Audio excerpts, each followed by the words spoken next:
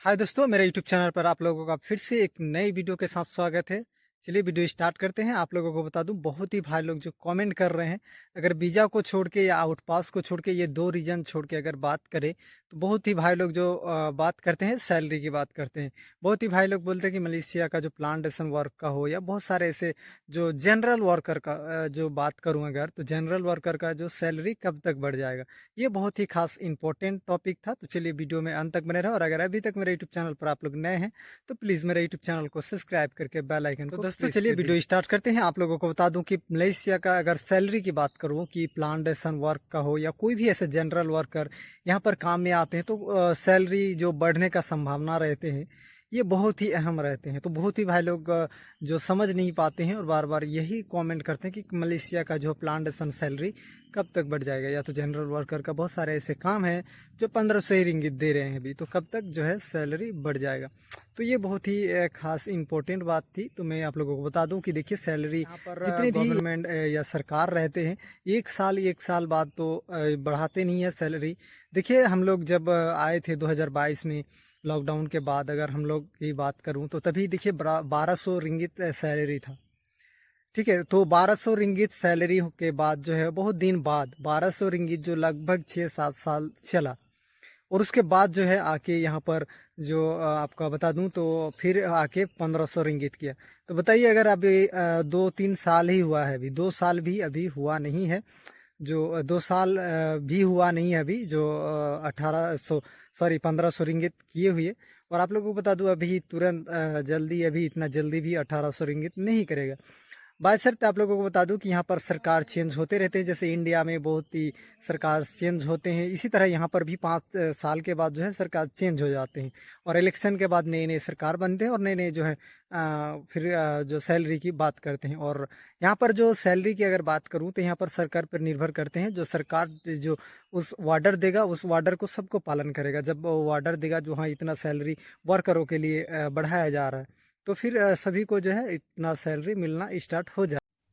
तो ये सरकार के ऊपर डिपेंड करता है। दोस्तों आप लोगों को बता दूं कि बहुत ही भाई लोग जो कमेंट कर रहे थे, तो कमेंट का आप लोगों से आशा करता हूं कि बहुत ही भाई लोगों का कमेंट जो सैलरी के बारे में खास करके होके जो कमेंट करते हैं, जो सैलरी कब तक बढ़ जाएगा।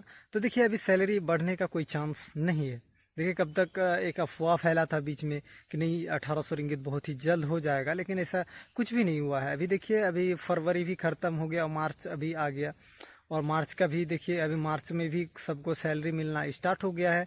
हालांकि हम लोगों का कंपनी में अभी सैलरी नहीं मिला है, और जब फिर सैलरी मिलेगा तब फिर पता चल जाएगा कि नहीं हुआ है। लेकिन देखिए अभी बहुत सारे ऐसे कंपनियों में जो है सैलरी मिल चुके हैं।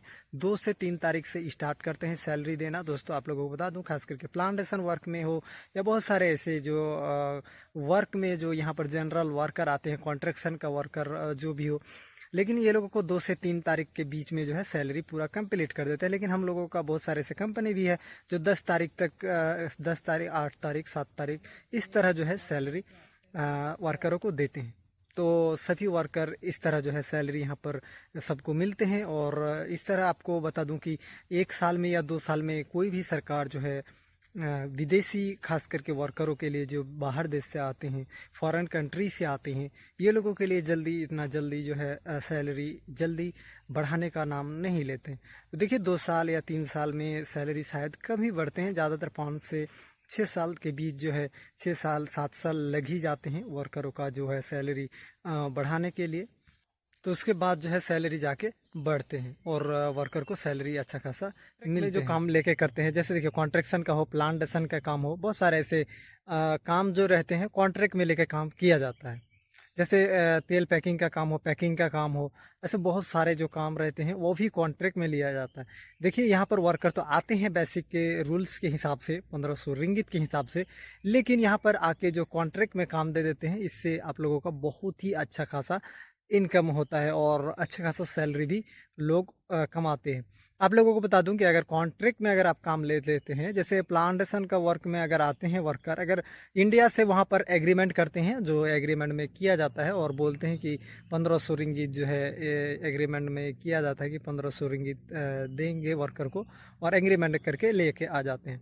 लेकिन अगर आप वहाँ पर कॉन्ट्रैक्ट में साइन करके यहाँ पर आपको 1500 रिंगीत पे लेके आते हैं, और अगर आपको बेसिक में काम नहीं करवाते हैं और अगर आपको कॉन्ट्रैक्ट में काम दे देते हैं, जैसे फल कटिंग का काम दे दिया, कहीं 30 रिंगीत है, कहीं 35 रिंगीत है, और कहीं 40 रिंगीत है बड़ा पेड़ का, और अगर कहीं कहीं अगर आप ट्रैक्टर लोड करके पूरा सब कुछ करने के बाद 80 रिंगीत देते हैं छोटे पेड़ का, तो उस तरह के अगर आप लोग काम करते हैं तो देखिए फल अगर नहीं रहते हैं बागान में, और फल नहीं रहने के कारण जो है बहुत ही वर्कर बहुत ही 1500 रिंगित तक भी नहीं कमा पाते हैं। और कोई कोई ऐसी जगह जो फल अच्छा खासा रहते हैं वहाँ पर जो है वर्कर 3 से 4 हज़ार रिंगित तक का भी इनकम कर सकते हैं, और करते भी हैं। क्योंकि देखिए यहाँ पर बहुत सारे वर्कर आते हैं और फिर घर चले भी जाते हैं।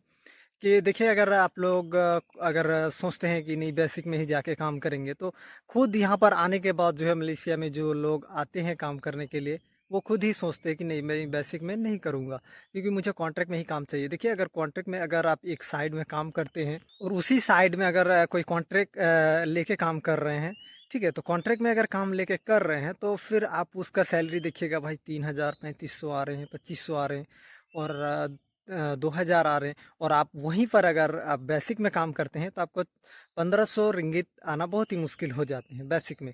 तो देखिए वहाँ पर कॉन्ट्रैक्ट करके लेके आपको आते हैं, जो एग्रीमेंट करके रहते हैं, एग्रीमेंट करके जो यहाँ पर लेके आते हैं आपको 3 साल 2 साल जितने दिन का एग्रीमेंट किया जाता है उतना दिन का एग्रीमेंट से आपको यहाँ पर लाया जाता है। लेकिन वहाँ पर 1500 रिंगित रहते हैं, लेकिन अगर आप यहाँ पर काम नहीं करते तो आपको वो 1500 रिंगित भी नहीं मिलेगा। वर्कर को काम किया जाता है। अगर आप यहाँ पर काम करते हैं और आप किसी पार्टनर को देख रहे हैं कि भाई इंडिया का ही वर्कर है, वो लोग ज़्यादा कमा रहे हैं और मैं बेसिक में कर रहा हूँ, तो चलो मैं काम नहीं कर सकता क्या, मैं भी कॉन्ट्रैक्ट में काम करूँगा। लेकिन देखिए कॉन्ट्रैक्ट में काम करने का भी बहुत ही तरीका रहते हैं कि तरीके के हिसाब से काम किया जाता है। एक फल कटिंग रहते हैं, स्प्रे का काम रहते हैं, खाद देने का काम रहते हैं, इस तरह का जो कॉन्ट्रैक्ट में काम रहते हैं, इस तरह का कॉन्ट्रैक्ट में आपको काम देगा, उस तरह का आप जितना काम कीजिएगा उस तरह का आपको पैसा मिलेगा यहाँ पर। ऐसा नहीं कि आपको बेसिक के बराबर भी मिलेगा, अगर आप काम नहीं करते हैं तो उससे भी कम मिलेगा आपको। कहीं कहीं पर वर्कर का इतना भी हालत ख़राब है कि 1500 रिंगित लाना मुश्किल हो जाता है, और बहुत सारे ऐसे जगह में है जो 3000 से भी प्लस इनकम कर रहे हैं। तो देखिए एक जगह का नहीं देख के आदमी को फ़ायदा नहीं है कि एक जगह में देख के फ़ायदा है। वर्कर है अगर यहाँ पर आके अच्छा खासा काम करते हैं तो ये बेसिक का सैलरी बढ़ाए या कम करे, इससे ज़्यादा डिफरेंस नहीं पड़ता है। लेकिन डिपेंड इसमें पड़ता है कि आप किस काम को आके यहाँ पर ये करते हैं। अगर फल कटिंग का काम आपको मिल जाता है, देखिए ज़्यादातर लोगों को जो है इंडिया से अगर लाते हैं तो ज़्यादातर लोगों को फल कटिंग करने नहीं देता है दोस्तों, मेन बात ये है। और बहुत ही लोगों को अगर फल कटिंग करने देता है तो वो लोग उतना फल नहीं कट पाते हैं, या तो बहुत सारे ऐसे ये रहते हैं कि रीजन रहते हैं कि सैलरी नहीं मिलते। तो इस तरह का अगर कंपनी भी ख़राब रहते, जैसे साइड ख़राब रहते कंपनी का, सॉरी कंपनी ख़राब नहीं बोल सकते, कोई भी कंपनी, मलेशिया का सब कंपनी प्लांटेशन कंपनी जो है बहुत ही अच्छा है। लेकिन अगर कंपनी का साइड या बॉस अच्छा नहीं रहता है तो फिर आपका जो है अच्छा खासा सैलरी नहीं होगा। तो मेरा कहने का ये मतलब था दोस्तों कि आप लोग बेसिक सैलरी के हिसाब से ना जाएं। देखिए जिस तरह यहाँ पर अगर आप कॉन्ट्रैक्ट में आके लेके काम करते हैं तो अच्छा खासा इनकम कर सकते हैं। तो चलिए दोस्तों मिलते हैं नेक्स्ट वीडियो में और नई जानकारी के साथ। इसी तरह नई नई जानकारी मैं आप लोगों के पास पहुंचाते रहता हूं दोस्तों। तो चलिए, अगर अभी तक मेरे यूट्यूब चैनल को आप लोग सब्सक्राइब नहीं किए हैं तो प्लीज़ मेरे चैनल को सब्सक्राइब करके मुझे सपोर्ट कीजिए, क्योंकि आप लोगों के लिए मैं नई नई वीडियो अपलोड कर सकूं। और आप लोग अगर सब्सक्राइब करते हैं तो मुझे हौसला होते हैं कि आप लोग सब्सक्राइब करते हैं, तो मुझे भी वीडियो अपलोड करने का और नई नई जानकारी देने का भी अच्छा लगता है। तो चलिए मिलते हैं नेक्स्ट वीडियो में नई जानकारी के साथ। तब तक के लिए जय हिंद, जय भारत।